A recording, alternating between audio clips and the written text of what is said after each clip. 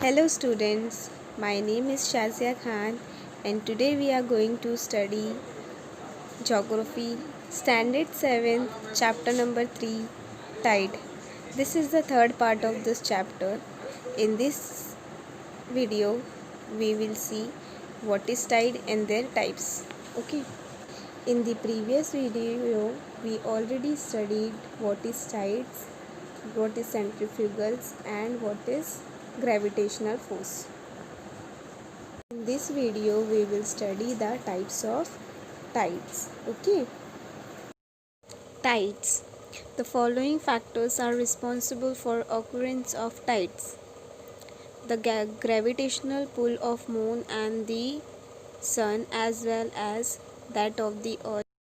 Revolution of the earth around the sun and the indirect revolution of the moon around the sun. Centrifugal force generated due to the rotation of the earth.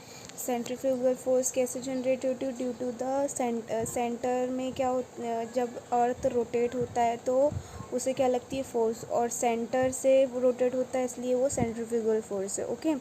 और revolution of the earth around the sun and indirect revolution of the moon.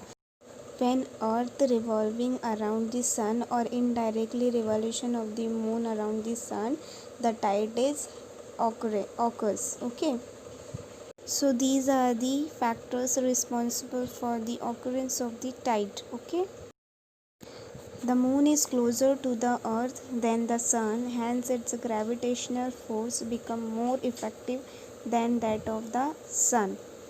जब moon अर्थ के closure position पे होता है, अर्थ के एकदम close position पे होता है, तब ग्रेविटेशनल फोर्स होती है. ओके. ग्रेविटेशनल फोर्स जो है वो ज़्यादा होती है. Okay. Tide occurs due to the relative positions of the moon, the sun and the earth. Tide कब होता है? जब moon, sun and the earth in a same positions. Okay. Then that time tides is occurred. Okay.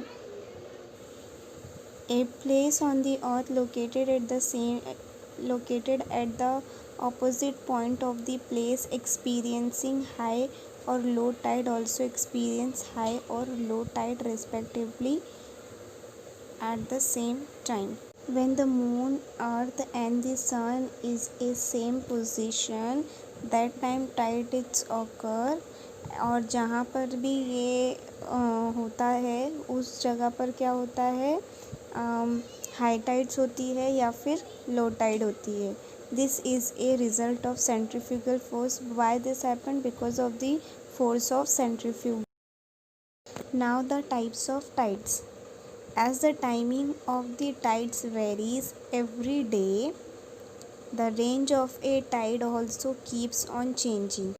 जैसे every day tides or time of tides is changing, the range of tides is also changing. Okay.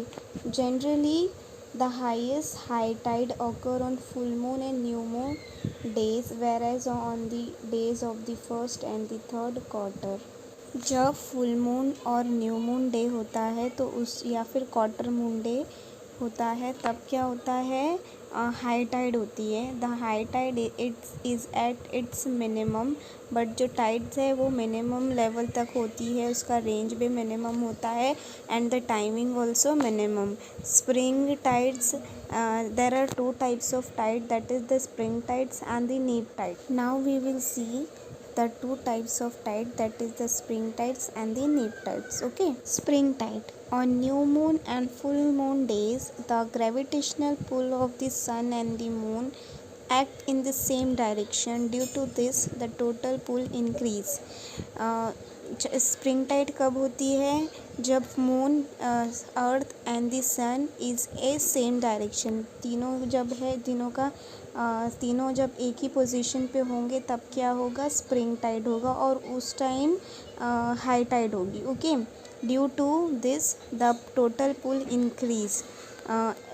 रोज़ के मुकाबले उस दिन क्या होगी? सबसे ज़्यादा high tide होगी. ठीक है. Hence the tides on this day is much higher than the average high tides.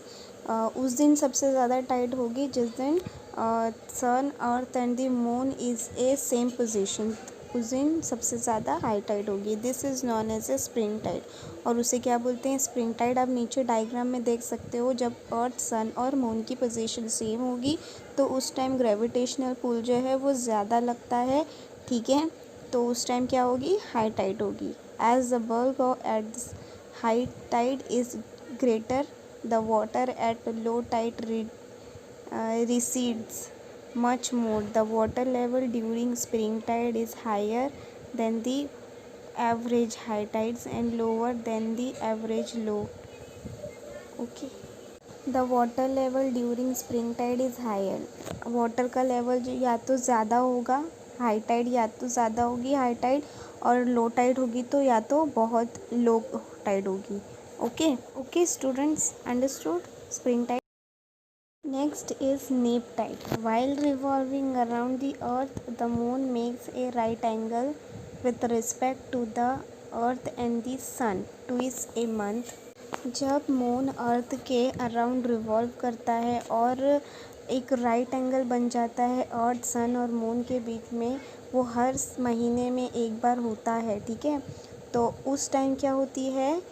This position occur on the first and the third quarter of each month. So these tides occur every month in a day. Okay. Both these days, the force of both the sun and the moon operate at right angle on the earth. At the place where the sun causes high tide, the gravitational pull of moon, which is at right angle, also act on the sea water. Due to such condition, the water level rise is less than usual at the time of high tides. Normal high tide से यहाँ पर कैसी होगी? थोड़ी कम tides होगी, okay, less होगी normal tide से, ओके, क्योंकि ग्रेविटेशनल पुल जो है वो किस एंगल में वर्क कर रहा है? राइट एंगल में वर्क कर रहा है, ठीक है। तो इसमें क्या होगा? वाटर लेवल हाई टाइड में भी कम ही होगा, ठीक है। Similarly, fall in water level is less than usual at the time of low tides. This is because the attractions of the sun and the moon are not complementary but at right angle to each other. Such tides are called neap tides. Neap tides are little lower than the average high tides and a little higher than the average low tides. हमने spring Tide में देखा कि सन, अर्थ और moon जब एक position में होंगे तो ग्रेविटेशनल फोर्स क्या होगी? पुल क्या होगी? ज़्यादा होगी, उसे हम स्प्रिंग टाइड बोलते हैं। In neap tide the sun and the moon are at right angles to each other. जब उनकी पोजीशन एक राइट एंगल में होगी तो उसको हम नीप टाइड बोलते हैं। और नीप टाइड में क्या होगा?